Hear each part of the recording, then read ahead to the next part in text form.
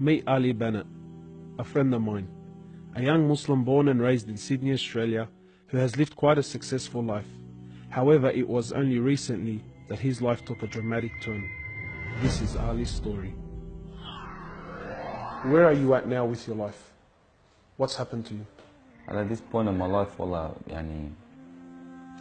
I've been gifted, alhamdulillah, by Allah, with cancer throughout my body, and I've changed my whole life to sort of helping people. Why do you call it a gift, Ali? And alhamdulillah, it's a gift because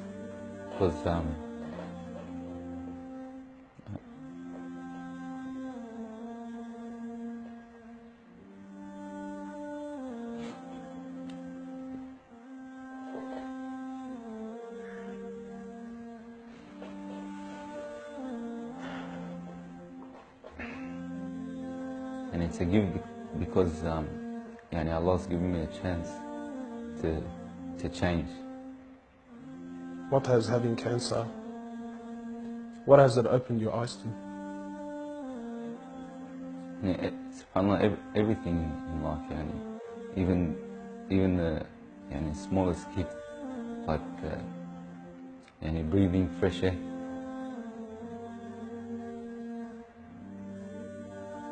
Do you feel like you used to take that for granted before?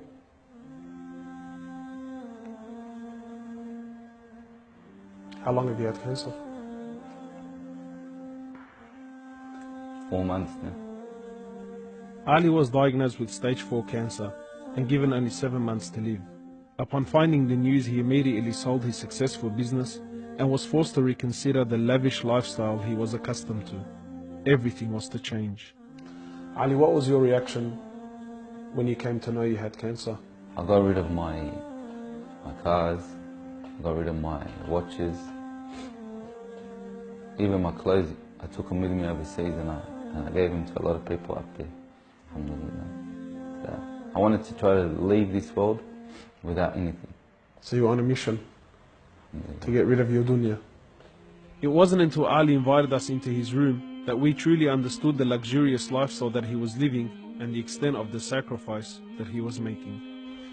What's all this, Ali? Talk to me, explain this. It's a bracelet, costs about 60,000. $60,000. Yeah. What do you have in these boxes now? They're all my shoes, alhamdulillah. Louis Vuitton? All Louis Vuitton. How much is something like this worth, Ali? They're probably about 1,300. How much you pay for that, Ali? About 700. Pounds. For a pair of thongs, yeah. So what's happening with the sunglasses here, Ali? I just like collecting different sunglasses. Yeah? I've got rid of a lot of them. I gave them to a couple of brothers in Africa, alhamdulillah. So you're telling me there's a kid in Africa that's walking around with Louis Vuittons and Can I try one of these hats on? I've only mentioned them in my talks like 100 times. You can try the red one on. It's limited edition one. Barakallah. What do you reckon, else? Sheikh Gucci. Ali's interest in the dunya has left him abruptly and no longer holds a place in his heart. So Ali, what do you feel now, like when you look at this? And driving something like this doesn't really cross my mind anymore. It's not something I would want to do no more. After someone tells you, or you find out that you're sick, or you haven't got much time in this life, wallah, this is the last thing you would want to chase. And this is how we should be living our life every day. Car like this, people would love to be in it, people would love to own, people would love to drive it. Wallah, they're going for the wrong goals. And you realize that when you get sick, when someone tells you you haven't got long to live, you realize all this stuff does not benefit us in any way. So what's the value of this in your heart now? This is worth one pair of thongs for a little African child with no thongs. Wallahi, it's worth more than me to see him smile with a pair of thongs than own one of these. Wallah al-Azim. Ali has since dedicated the remainder of his life and wealth to helping those who are far less fortunate than him. After an emotional journey to Africa, Ali has established a charity titled Muslims Around the World Project. The organization wasted no time in the construction of a masjid and a school in Africa to serve as an ongoing charity for him when he finally has to depart this world.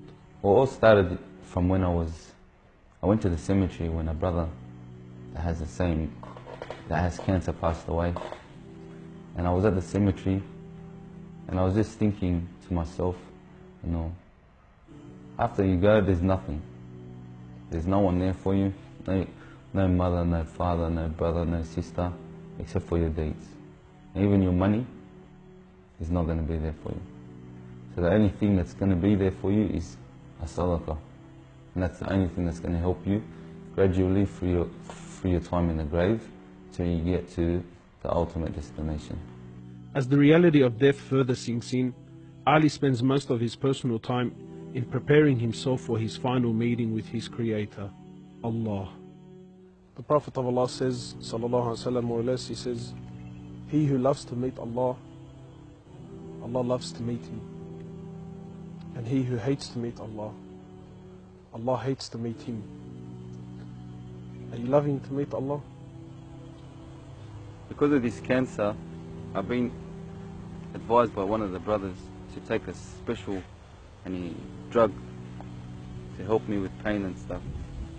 And subhanAllah, it's very strong. I took a bit too much and I came into a whole different world within not knowing where I was, and it was very hard for me. And subhanAllah, I actually seen things I've never seen before.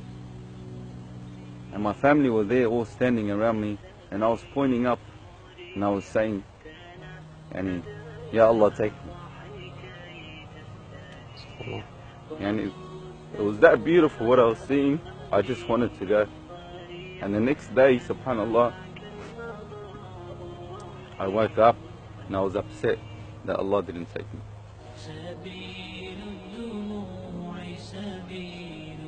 Well, I ask Allah subhanahu wa ta'ala to purify you and to give you shifa, to keep you around us for a long time.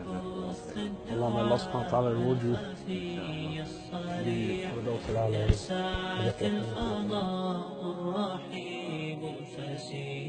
سبيل الدموع سبيل مريح تنهدى يا صاحي كي تستريح وبث الدعاء الخفي الصريح يسعك الفضاء الرحيب الفسيح.